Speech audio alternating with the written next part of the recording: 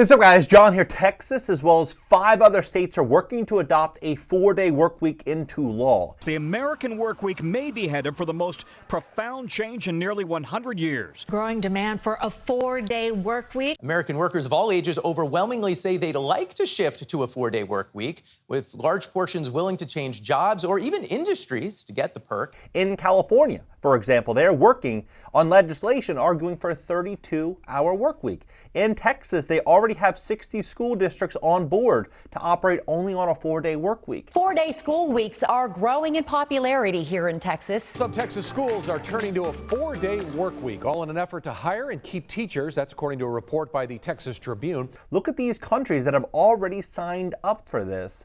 And these are either in pilot programs or already being enforced. Japan, Belgium, UAE, New Zealand, South Africa, Germany, France, Portugal, US, Denmark, Ireland, UK, Iceland, Spain, Scotland, Australia, Netherlands, Canada, Lithuania. These are just some of them.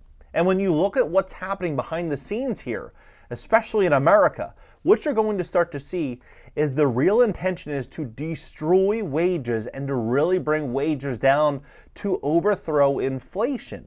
Now, what we're going to witness, I believe, is one of the biggest rug pulls in the U.S. economy. If you look at what happened in 2020 and 2021, 40% of all mortgages in America were taken out. At record high home prices, record low interest rates, people are to the teeth in debt right now, whether it be on auto loans, student loans, mortgages, credit cards. The economy was booming. Everyone was making money left, right, and center. And what did they do when they made money? They took out loans. And now we see what's happening in the labor market, these new laws, which I'm going to show you on the whitehouse.gov. You're going to see one thing very, very clearly. Many industries are about to be greatly disrupted, and wages are going to fall specifically hard in these industries. I'm going to break it down and give you the facts. Please hit the like button, hit the like button. YouTube will share this content, educate more people about what's going on in the U.S. economy. And if you'd like to fix your credit to position yourself for this massive wealth transfer, we'd love to help you at my company, GreatCreditFast.com. That's GreatCreditFast.com. If you have late payments, medical bills, charge-offs, foreclosures, bankruptcies, repossessions, or any negative item on your credit report, go to GreatCreditFast.com. Click the link in the description just below this video. Schedule a free strategy session for Monday. Take a look at this. So these are just some of the locations. Some of the other ones, I mean, this is shocking. 4-day work week, which countries are embracing it, and how is it going so far? This came out on the 2nd of February. You have Belgium introduces 4-day work week for employees who want it. Then you have Germany, pilot program for shorter work week, 4-day work week, 32 hours, right here. Then you have Portugal, trialing 4-day work week. Then you have UK. Then you have Scotland and Wales joining, right? All these different countries, Spain is starting a trial phase. So you see all these different locations at Sweden doing it, right? So all these different locations are working on a 4-day work week, right? Now let's look at why they're doing this, and let's look at what the Fed's real goal is, because you have to remember the Fed said they will do anything, whatever it takes to bring down inflation. Well, the Fed reported that service workers need to make less money so inflation can go down, right? Well, it's shocking. A lot of people want the Fed to lower interest rates right now after a year and a half of keeping them at a 2-decade high. The Fed, which is looking at an economy firmly intact, doesn't feel like it. Wall Street bettors are realizing, and they'll have to wait a while. The reason, inflation has calmed down since the early days of the pandemic, but it's still not where the Fed wants things. The explanation that the Fed governor zeroed in on during a speech on the 7th. Of course, as a general matter, I prefer to see robust growth of workers' wages, but for wage growth to be sustainable, it must be consistent with 2% inflation. So if inflation is going up, many would argue household staples are 10, 15, 20% up per year, and they want wages to go up 2% a year. What's going to happen? Living standards are going to get greatly eroded, right? And so when you see Powell also saying the same thing, said this 4 months ago, that he's surprisingly upbeat on one area, the labor market, slowing wage gains. That's what they want, slowing wage gains. Then you look at what the White House says, right? So you can look at the URL. I'll pull this down. You can see whitehouse.gov. And they say they want to expedite access to work authorization for hundreds of thousands of migrants, ensures that those who are here and qualify are able to get work faster, provides work authorization to asylum seekers once they receive a positive protection screening determination. This will allow asylum seekers to begin supporting themselves and their families in the United States much earlier than the current 180-day statutorily required waiting period, which only begins after an individual submits an asylum application. right? And so they are intending to, it's a bill to provide work authorization to approximately 25,000 K1, K2, and K3 non-migrant visa holders, finance and or spouse for children and citizens per year, 100,000 H4 spouses, right? And so temporary skilled workers per year, that's the goal. So they want temporary skilled workers per year. They no longer have to apply to wait for approval before they can begin working in the United States. And so you look at what this is going to do, it's going to take the process from 5 to 7 years when someone comes here to 6 months. So it'll be a very, very quick process to get people into the labor market. And this will also include shelter and critical services for newcomers in our cities. So you think about this, they'll be able to work, and they won't want to pay for shelter or any of these services initially. So they'll give them a really, really good advantage. They'll be able to work for less compared to an American, because Americans have a very high debt loads and they have living standards that need to be paid for. And they're not going to be working for, a company or an entity or a corporation or any business if at the end they're not going to be able to feed themselves, right? So you start to look at this, it's a race to the bottom. And CNBC reports that immigration is taking pressure off of the job market and the U.S. economy. So you see how fast this is growing. From their chart right here, the share of U.S. civilian labor force from 2006 to 2023, you can imagine what this is going to look like for 2024 and 2025. It's going to continue to ramp up. So as we start to see this really, really big change, you have to ask yourself what jobs will be greatly impacted. According to this, it would be agriculture, construction, personal, other services, leisure, hospitality, manufacturing. It's a pretty big market, right? So it's a pretty big market. I would also add in that we're going to start to see a lot of drivers. We're going to start to see a lot of other positions getting filled. And I think it's going to have a really, really big impact, coupled with a lot of the movements that are happening right now in AI and tech and robotics. Because if you own a company, let's say, for example, you own a company, you have 100 employees, and a 4-day work week does become standard. Let's say, for example, in California or Texas, one of these locations, and you are now under new labor laws, you still have a company to operate. Are you going to hire more employees to fill the void after an employee works for 32 hours and you have another employee that comes in to start to try to fill, and you have to deal with all these additional employees that try to be compliant? Or are you going to look for ways in which you can streamline the process and remove risk from litigation or lawsuits of violating any labor laws or any of these? That's what I think is going to happen. I think we're going to start to see a lot of companies start to look for ways in which they can circumvent a lot of changes that are likely going to be coming. Now, I say this because when you have 30 or 25 developed nations working on pilot programs, and you have Texas and these other states that are already moving in some of these directions, it's, to me, inevitable, right? They say that this is for everybody's well-being.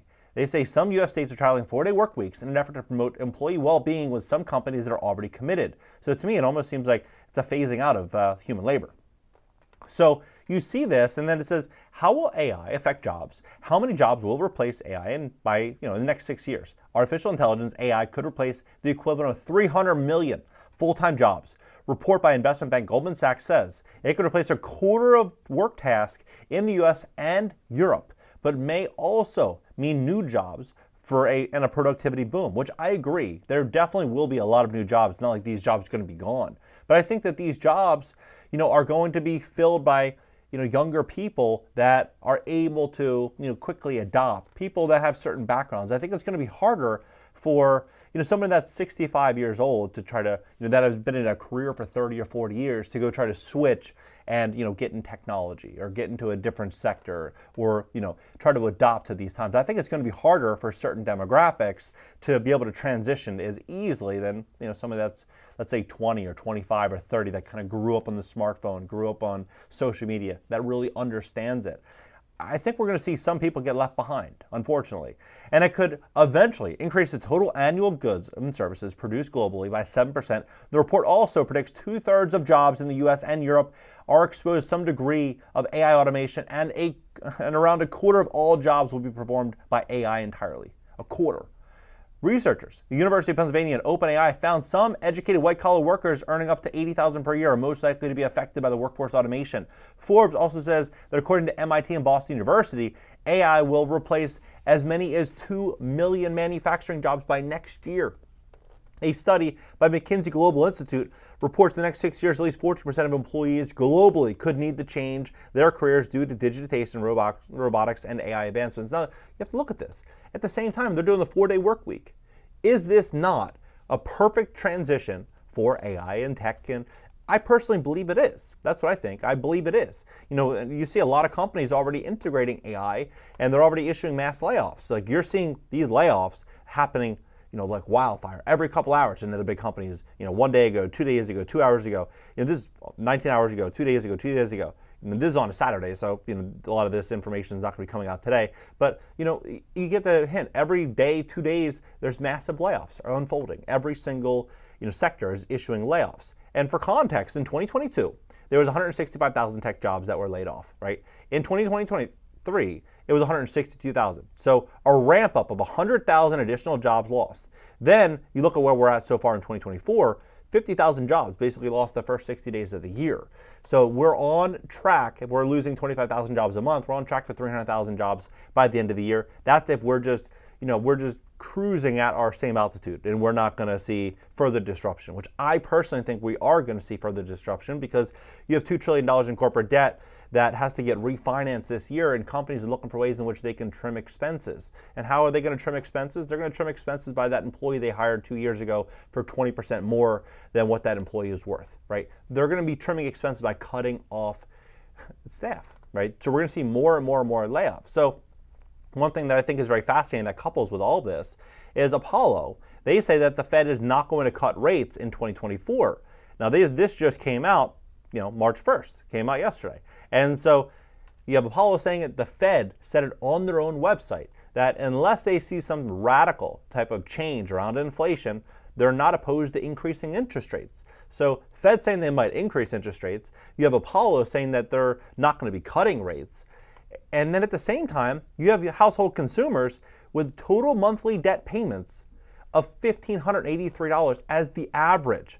Average monthly debt payments reach nearly $1,600 as of the 22nd of January, right? So $1,600, and we start to see all these movements, all these changes that are unfolding, legislation, laws, a lot of this unfolding rapidly. You have to ask yourself, what is going to happen next, and how could people maintain their current living standards if they go from a 5-day work week, hypothetically, to a 4-day work week? Or if we start seeing more layoffs, we start to see more changes. We see, wages starting to soften as we see more competition for certain jobs. I personally think we're walking into a scenario where we're going to see a lot of people being forced to sell off properties, cars, watches, boats. I think we're going to start seeing a lot of people selling over the next couple of years by force. Drop below. I'm really curious as to what you think. Where do you see this economy going? Now, I say this to help you and position you for this wealth transfer, not to concern anybody, but I want to help people make smart, well-informed decisions based on facts, based on what's really going on. Drop your comments below. Let's have a conversation. If you'd like to fix your credit, we'd love to help you at my company, GreatCreditFast.com. That's GreatCreditFast.com. If you have late payments, medical bills, charge-offs, foreclosures, bankruptcies, repossessions, or any negative item in your credit report, go to GreatCreditFast.com. Click the link in the description just below this video. Schedule a free strategy session for Monday. Catch you next video.